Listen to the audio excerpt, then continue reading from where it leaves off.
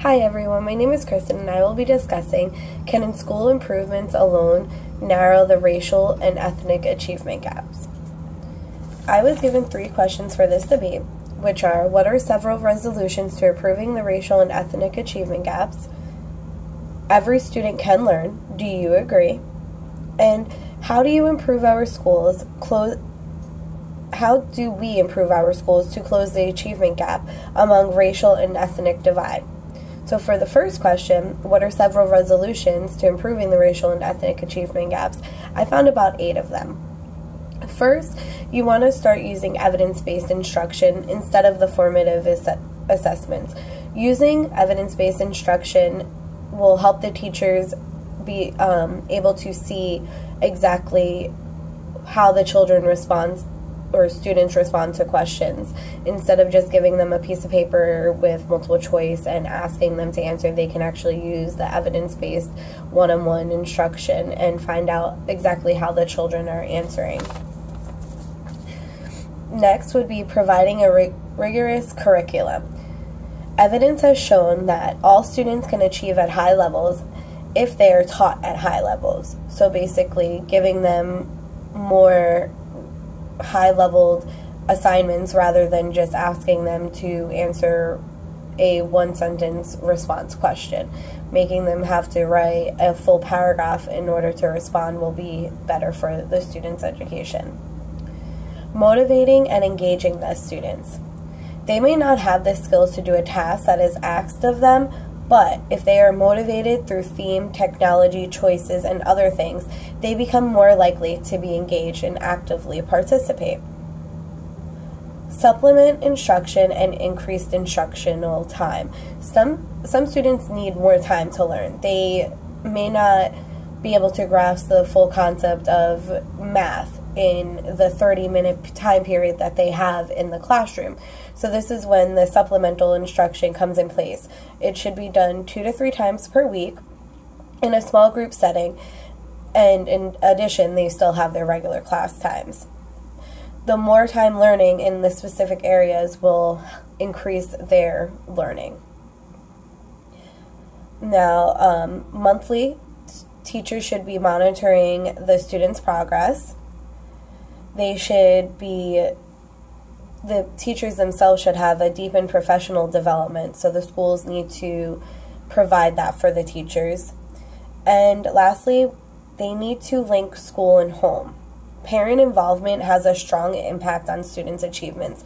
If the parents are involved in the students' classroom, the students are going to be more wanting to be engaged in their learning as well, because they see that their parents care. Whereas other places where the parents don't really care and they're not really involved in their children's learning, the children think, well, why should I bother? Now, going on to question number 2, every student can learn. Do you agree? Yes, of course I do. I think that every student can learn. I found a quote that says, every student can learn, just not on the same day or in the same way. This was by George Evans, basically saying, like, everyone can learn. Not everybody learns the same way. Some people may be visual learners. Some people are hands-on learners. They actually have to do the task. They can't just be told what to do. They actually have to sit there and work the problem out in order to understand it. Different ways and different rates. They aren't going to be able to take a concept and complete it within a minute, where someone else may need 5 minutes to complete it. You have to find out what works for that student. Learning how they learn can help you teach them. And lastly is, how do we improve our schools to close the achievement gap among racial and ethnic divide? Now, this is kind of similar to the resolutions one, but you need a much more aggressive interventions, making sure that all schools or all students get a high-quality opportunity to learn, comprehensive support for students, screen them early for medical social services, identify those children that need the additional instruction support. Like I was saying earlier, if someone's struggling in math, they need to have the supplemental classroom time to be able to get that extra time, be taken out of the class for reading, things like that. Outreach to the students' families, family centers, making sure that the faculty and staff of the school you have people who can speak multiple languages, so they feel welcome there. Speaking Spanish as a second language, the families will be more likely to be involved in their children's schooling. Make sure that it's family friendly. Even provide adult education and parenting courses for parents who may need that. Extend the learning, offer before and after school learning as well as summer programs. It doesn't mean summer school. You can just have a summer course for, students that may want to have extra time in reading or math. Classrooms that support learning. Supportive schools including the whole district. So in order to change the achievement gap, you need to make sure that everyone is involved, not just one school trying to do it. You need to have the whole entire school district. Make sure that they have safe environments, set high expectations, effective school effective school with good leadership teams. Decreasing the class sizes and making sure that you have qualified staff.